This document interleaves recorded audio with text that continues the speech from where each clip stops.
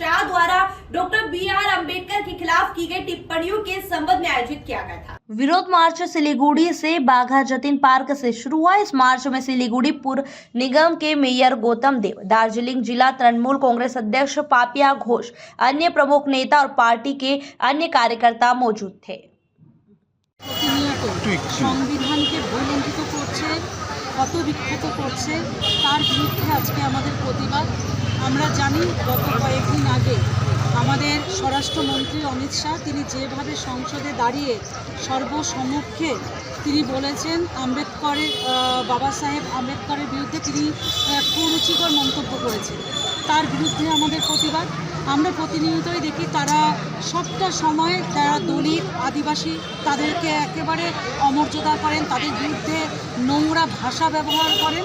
এটা তাদের একদম নিম্ন মানসিকতা বারবারই প্রকাশ পেয়েছে। এর আগে তারা জাতির জনক গান্ধীজিকে অপমান করেছেন, রবীন্দ্রনাথকে অপমান করেছেন এবং প্রতিনিয়ত এটা যেন একেবারে চরম সীমায় গিয়ে পৌঁছেছে।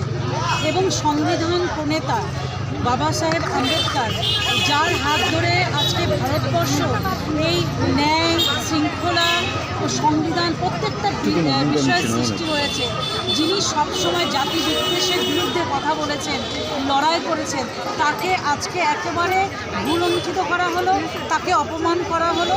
এবং আমাদের আজকের এই প্রতিবাদ সারা পশ্চিমবাংলার সাথে সাথে মমতা বন্দ্যোপাধ্যায়ের নেতৃত্বে দার্জিলিং জেলার সমতল আমরা পিছিয়ে নেই।